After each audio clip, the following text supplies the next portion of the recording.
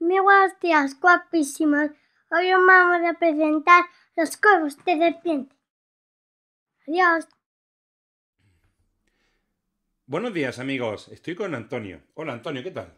Bien. Estamos en un programa de Python for Kids dedicado exclusivamente a la memoria. Y este tipo de programas, que son monográficos, que solo tienen un tema, los vamos a llamar huevos de serpiente, snake eggs en inglés. Y tratarán de eso, un tema monográfico.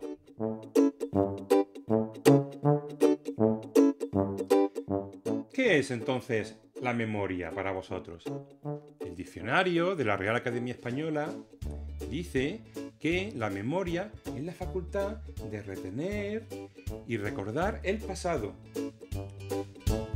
Pero eso es lo que dice la RAE. Vamos a subrayar retener y recordar, porque son dos palabras importantes. Antonio, ¿tú cómo definirías con tus palabras qué es la memoria? Es el almacén de nuestros recuerdos vividos. Muy buena definición. La memoria es como un almacén. De hecho, a la memoria se le suele denominar también almacenamiento.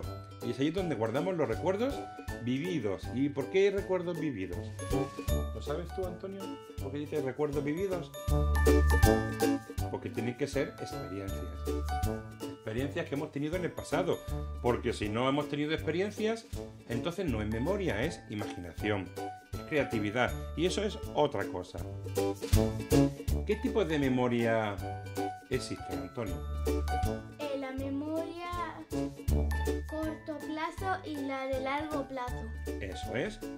Existe una memoria a corto plazo, que hablaban de ella los psicólogos, que es esa memoria que utilizamos para interactuar con el entorno actual.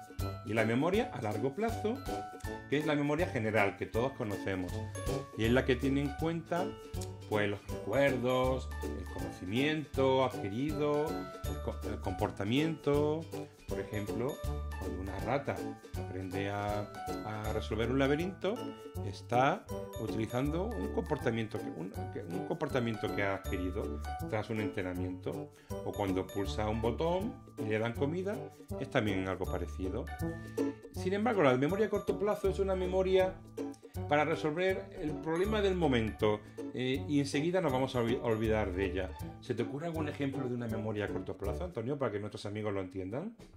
Por ejemplo, que tú vas a una tienda, tus hijos te dicen que le compres un chupachus, te dice la paga y después te vas y recuerdas eso. Y eso es una memoria de corto plazo. Porque, bueno, esa información, tú lo que te refieres es que es información que utilizas solo para resolver ese problema actual. El comprar chuches en un kiosco y saber manejar la información, pues que vale varios euros y tú das 5 y le tienes que devolver 3 y cosas así, ¿verdad? Sí. Y luego ya no hace falta recordarlo a largo plazo, porque esa información ha sido útil solo para ese momento, ¿verdad? Sí. ¿Es eso? Muy bien. Bueno, la memoria tiene varias fases. La primera es una fase de codificación o registro, que eso nos lo va a explicar nuestro amigo y compañero Pepe, que ahora le daremos paso para que nos lo explique, ¿no? Otra fase es el almacenamiento permanente de la información, pero ya codificada, que ahora veremos lo que es, cuando Pepe nos lo explique.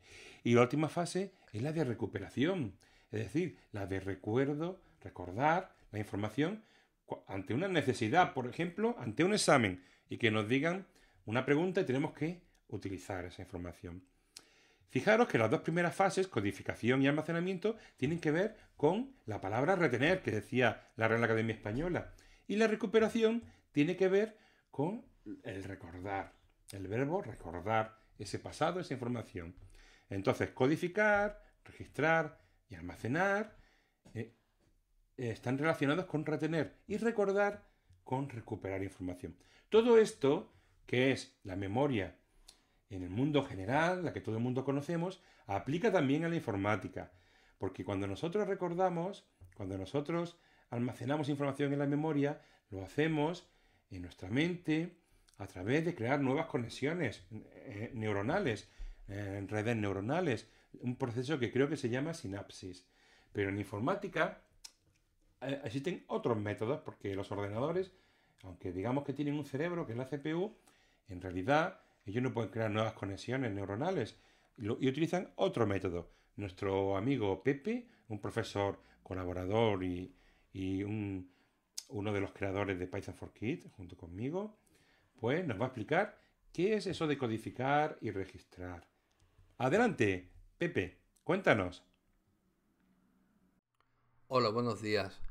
Yo soy José Moreno, aunque todos mis amigos me llaman Pepe. Hoy estamos aquí para intentar hablar de lo que es un código.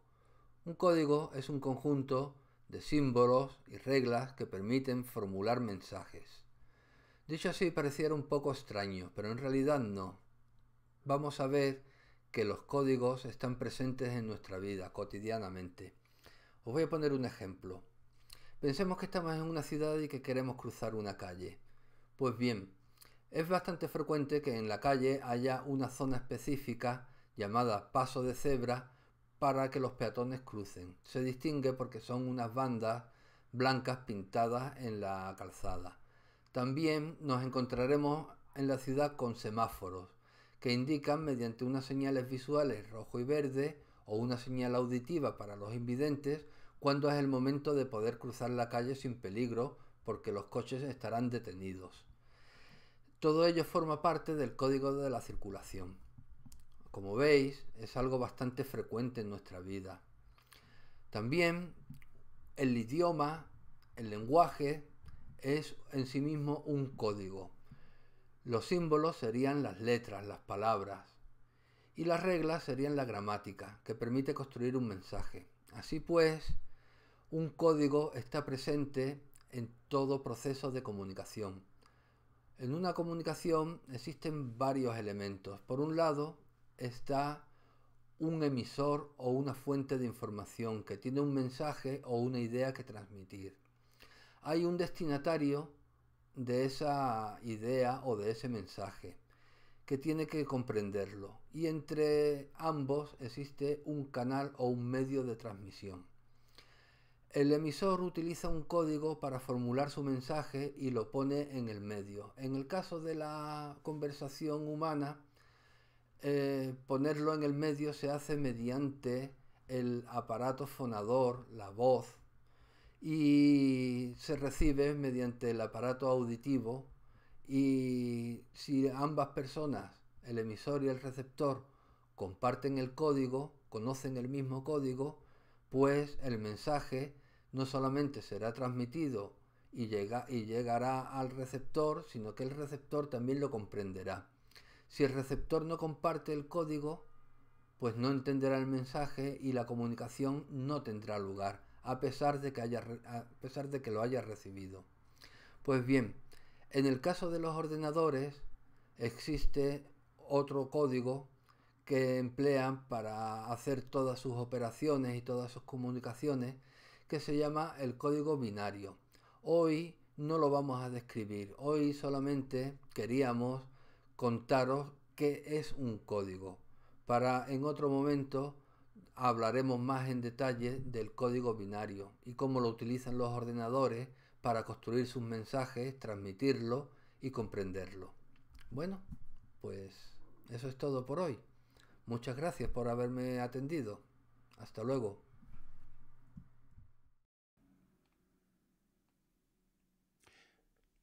Muchas gracias, Pepe. Ha sido una explicación excelente. ¿Lo has entendido, Antonio? Sí. Bien, pues ahora vamos a continuar. Vamos a ver, todo lo que hemos explicado sirve para la memoria en general, pero también aplica a la informática. ¿Y qué tipo de memoria hay en informática? O almacenamiento, porque eso era lo que Antonio nos dijo, que se llamaba almacenamiento, ¿no? Pues existe el almacenamiento primario o principal. El almacenamiento primario o principal es hay muchos tipos, solo vamos a hablar de memoria RAM, que significa memoria de acceso aleatorio. La memoria RAM tiene diferentes propiedades. Permite un acceso aleatorio. Un acceso aleatorio quiere decir que accedemos a cualquier parte donde esté la información dentro de la memoria y además lo hacemos en un tiempo constante. Y eso es importante. Además, la memoria es volátil. ¿Qué significa volátil, Antonio? ¿No entiendes? No. ¿No? Pues significa que la información es efímera, que no va a estar ahí para siempre, va a estar Corto plazo. a corto plazo, eso es. Y además, esta memoria, justamente por ese acceso aleatorio, es rápida, lo que hace que sea cara y escasa. ¿Vale? Entonces, la memoria RAM es la memoria más importante, es donde cargamos el software, los programas y los datos. Esos datos no son todos los datos, sino los necesarios, algo así como los que hacen falta a corto plazo. Hay otras memorias, otro almacenamiento, como puede ser la memoria caché, pero eso no lo vamos a ver. La más importante es la memoria RAM. ¿Qué otro tipo de almacenamiento hay?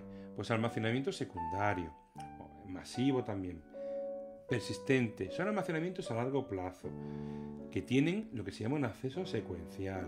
Acceso secuencial lo que significa es que para acceder a un dato depende, la velocidad con la que se accede, depende de parámetros como puede ser el dato que se leyó anteriormente o que sea necesario girar un disco o posicionar un cabezal, como ocurre en un disco duro.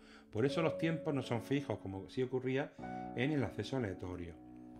Esto hace que sea más lenta, ¿no? y a su vez que sea más barata. Pero además, esta memoria se utiliza para mantener la información de forma permanente. Antonio, esta vez permanente es lo contrario a volátil. ¿Qué significa? ¿Cómo queremos almacenar los datos? Largo plazo. A largo plazo. Es decir, cuando queremos guardar algo, por ejemplo, las fotos de nuestros niños durante mucho tiempo, las guardamos en un dispositivo como puede ser un disco duro, un DVD, un Blu-ray, es una película, y las tenemos siempre disponibles. Hay otro tipo de almacenamiento que se llama terciario. Solo se ven en grandes empresas, centros científicos, y nos referimos a los brazos robóticos que acceden al armario de cintas para guardar la información por motivos de cumplimiento, por ejemplo, por la normativa vigente en el país. Suele ser de acceso secuencial y lento y se guarda información muy largo plazo, muchos años puede ser, ¿no? Hay otro almacenamiento que se llama fuera de línea, que es cuando utilizamos un llavero USB o un disco duro removible, extraíble. Y luego hay almacenamiento en red. Almacenamiento en red puede ser un disco duro local, que esté en una red local, o en la propia nube, como ocurre con servicios como Dropbox, S3 de Amazon, G-Drive de Google. Y estas son las memorias que sí son explícitas de informática. Las fases que hemos hablado antes para la memoria general, pues aquí la de codificación y registro de la información, el almacenamiento permanente de la información y la recuperación, eso también aplica en la memoria informática, así como el objetivo de almacenar los recuerdos, la información. Y chicos, eso es la memoria. Con esto lo dejamos. ¿Te ha gustado, Antonio, el programa? Sí. Hasta luego, amigos. Adiós.